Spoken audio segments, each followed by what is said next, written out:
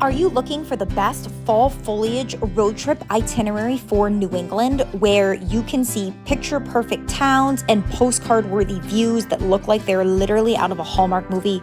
You have come to the right place, and today I am going to walk you through my itinerary that will show you the best of what New England has to offer with a very limited time. If you have always dreamed of seeing these red, yellow, and orange leaves, New England is the perfect place for you. So come along as I share exactly the best things to do, where to stay, what to eat, hikes, views, and more. Before we get started, make sure to take your like button, pack it in your carry-on along with your subscribe and share, and head up to New England for the road trip of a lifetime.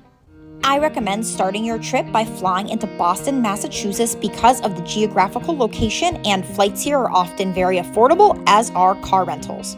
From Boston, you're going to drive the 2 hours up to Portland, Maine, where we're going to begin our itinerary. As soon as you get to Portland, head to Two Fat Cats Bakery. This place is incredible. They have the most amazing fresh baked goods, such as pies and fresh coffee, so this is a great way to get your day started. Like any big city, Portland, Maine has a lot of things to see and do. So of course there is an adorable downtown that you can walk around, check out any museums, definitely check out the waterfront. There are so many shops and things to do, and everything is decorated for fall with foliage and leaves on the ground. Now, my favorite thing to do here is to visit the Portland Head Lighthouse. Now, this is the quintessential New England lighthouse experience. You've probably seen pictures of this lighthouse before, and it's even better in person. Now, although we are on the East Coast, I do recommend visiting for sunset because the skies are gorgeous pastels and you can walk all around the lighthouse. This is a great photo spot and shouldn't be missed. If you're looking for dinner in Portland, I recommend Black Cow Burger. They have incredible fries. This place is not to be missed. It's really delicious. Our second stop on your New England road trip itinerary is absolutely my favorite for the most gorgeous and the best fall foliage that I have ever seen in my entire life, and it is the state of New Hampshire. Before I have come to New England for multiple fall trips, I used to think that people were over-editing and oversaturating their pictures and faking how bright and vibrant the leaves are, but New Hampshire completely changed my mindset on that by showing me that fall foliage can indeed be the most insane, vibrant colors that my eyes have ever witnessed. Now, the drive from Portland, Maine to the White Mountains of New Hampshire is only about 2 hours, and it is a very scenic drive as you are going from coastal views up into the mountains. So it is a big change in elevation and scenery as you're driving through. Now, the first thing we're going to do in New Hampshire is we are going to drive the scenic Kancamagus Highway. Now, the Kancamagus Highway, also known as the Kank, is often mispronounced as the Kancamagus Highway, and a lot of people get this wrong and say Kancamagus, and if you find it hard to pronounce, you can just call it the Kank. But as a local guy working in the Franconia area of New Hampshire once told me, if you can say August, you can say Kancamagus. So let's get started on the Kancamagus Highway. The Kancamagus Highway is a 56-mile long highway, and it is a gorgeous scenic drive, one of the best scenic drives in the United States, and it is perfect for fall.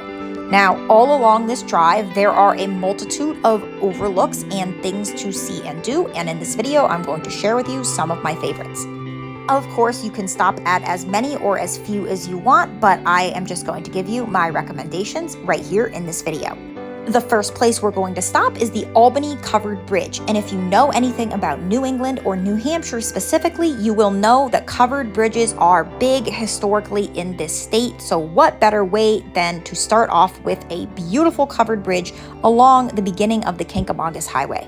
This is a really fun and brief stop, and you can just walk around the bridge, take some pictures, and learn a little bit about the history of covered bridges in the area, which I will let you in on a little local fact, is to protect the road during winter so that it is less likely to ice over.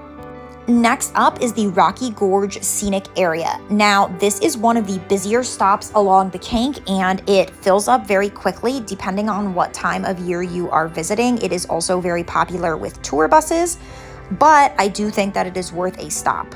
Now you can walk around on the rocks in the gorge nearby the waterfalls, and you can also walk across a bridge for 360 views up and down the gorge along the river. Of course, there are walking trails around the area and other overlooks if you would like to continue for a more active stop.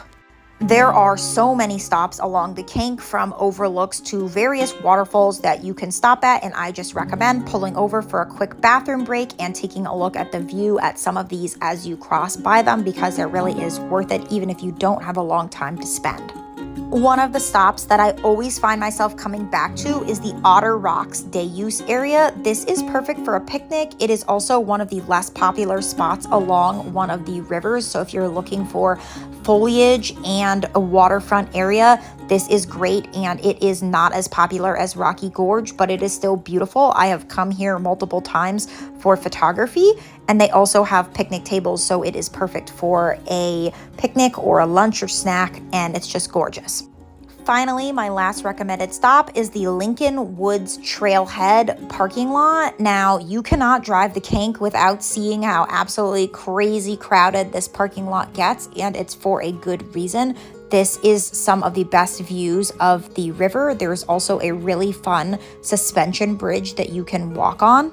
Make sure to take the time and park and explore the area. You can walk across the suspension bridge. There are multiple hikes that start from this specific parking lot. You can go down on the river among the rocks, or you can walk over the various bridges, but it's definitely worth a stop. A quick warning, the Kank can get extremely backed up during the 3-day holiday weekend in October, so make sure to exercise caution if you are visiting here. I once waited over an hour to go 10 minutes during this holiday weekend on a Sunday, so you might want to avoid. The next stop on this itinerary is called Flume Gorge, and it is one of the more touristy things to do in the Franconia area. There is a lovely covered bridge that is a very popular photo spot, and you can walk back, and the walk is quite far, but it is a nice little hike to the gorge, which is an 800-foot gorge carved into the base of the mountain. Get ready for my favorite thing to do in New England, which is to hike Artist's Bluff. Now, you will get an absolutely gorgeous view of the foliage just from this parking lot, which is crazy. And if you're nearby, you can also go to Echo Lake, which they also allow you to rent boats, or you could just hang out on the lake. It is a fee to go to the lake, but it is also beautiful, and there are hikes around the lake as well. Now, Artist's Bluff is one of the most famous viewpoints in New England. You've probably seen a picture of it somewhere, and it is totally worth it. Now, the hike to the Artist's Bluff viewpoint is only half a mile round trip, but you will be scrambling over rocks and hiking directly uphill, so make sure to wear proper footwear. Once you complete the 1/4 of a mile hike to the top, you will be met with the most gorgeous sweeping views showing Echo Lake and Cannon Mountain in the background. Now, although this place is extremely busy and touristy, it is totally worth it and very easy to take pictures without any other people in it. Put this on your list. I highly recommend it. Before you leave this area, you may also want to consider taking the tram up to the top of Cannon Mountain for more unique things to do. After you're done with Artist's Bluff, you're going to drive the easy 30-minute drive over to Crawford Notch. Now, this state park is located only 30 minutes drive from Artist's Bluff, the area that we were just in. This is one of the most gorgeous drives for fall foliage in the area, and one of my favorites where I have seen the best foliage. There are a ton of hikes and waterfalls and other amazing things that you can see, like lakes, that originate from this scenic drive. So definitely give yourself a little time to do a little research and explore this area while you are in the White Mountains of New Hampshire.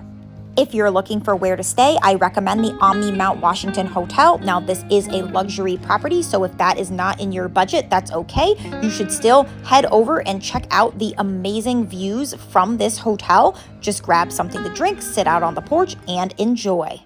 It's time to say goodbye to New Hampshire and hello to our next destination, which is Stowe, Vermont.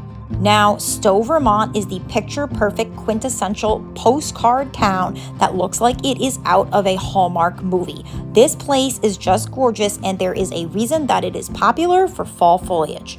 Stowe is only a 2-hour drive from where you've been exploring in Franconia, New Hampshire, so it is not going to be a bad travel day at all, and you can get started exploring really quickly.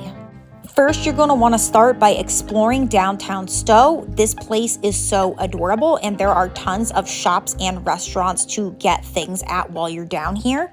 I recommend walking around the historic cemetery, and there's also a scenic bike and walk path if you're looking to get a little exercise.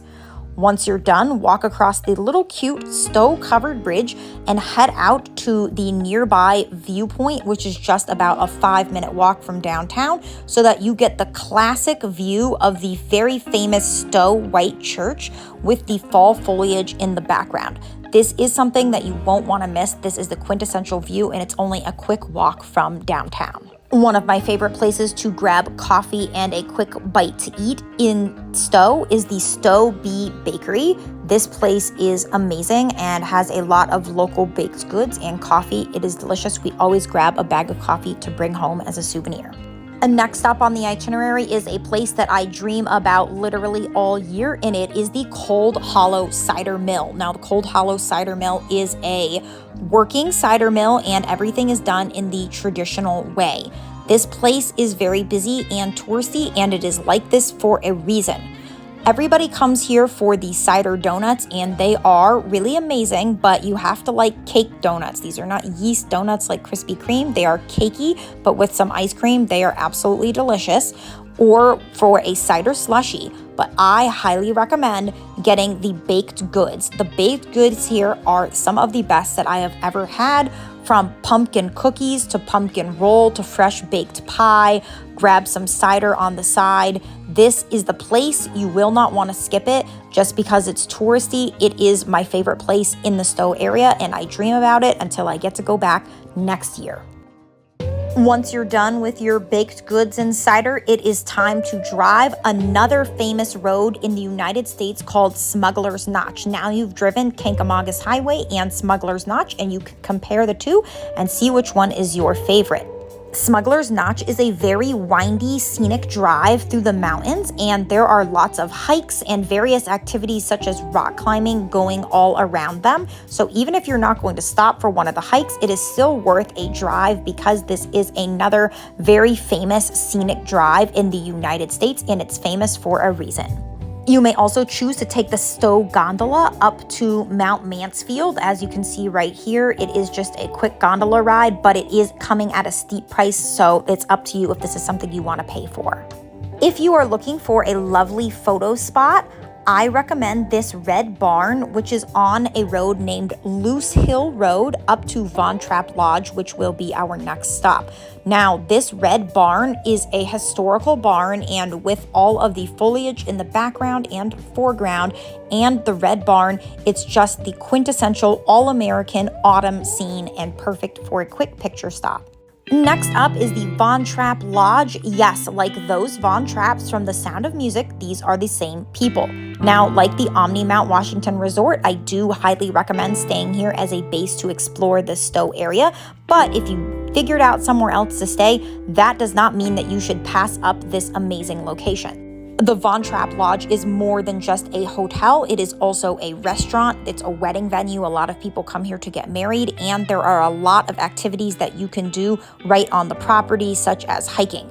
Now, you do need to go get a permit if you are going to be hiking on their property, and it does cost a little bit of money, but it is worth it to explore this absolutely beautiful hotel and the grounds. I highly recommend it for hiking and exploring. Of course, you've probably worked up an appetite exploring all of the fall fun that Stowe has to offer, so here are some of my restaurant recommendations, starting off with Idle Time Brewing Company. This is a local brewery and my all-time favorite place. I prefer to sit outside, although they do have inside dining, and my favorite things to get here are locally made burgers and a pretzel with beer cheese made from the beer that they brew themselves. This place is not to be missed.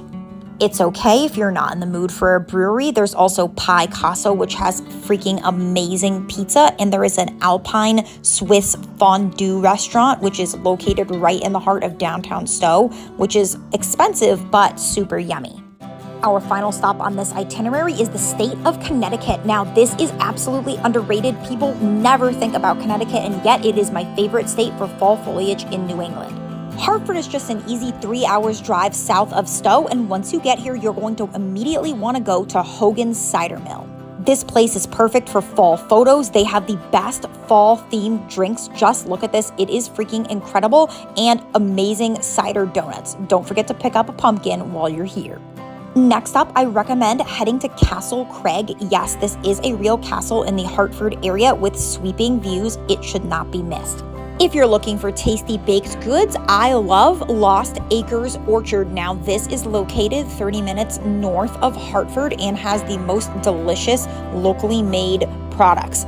I am obsessed with the Mile High apple pie as well as the pumpkin whoopie pies, and of course a cider donut, which is always fun to get to compare to all the other ones that you've had on this itinerary. Your final stop in Connecticut is going to be the seaside town of Mystic. This town is so cute and it looks like it is out of a postcard. My favorite thing to do here is to go to B.F. Clyde's cider mill. Now, the lines can get very long here, but the cider is absolutely incredible and it is a very historic mill, so make sure to not miss it. Once you're done with Mystic, it's time to drive the easy 2 hours back to Boston and say goodbye to your New England road trip. If you enjoyed this itinerary, please make sure to like, subscribe, and share, and we'll see you next time.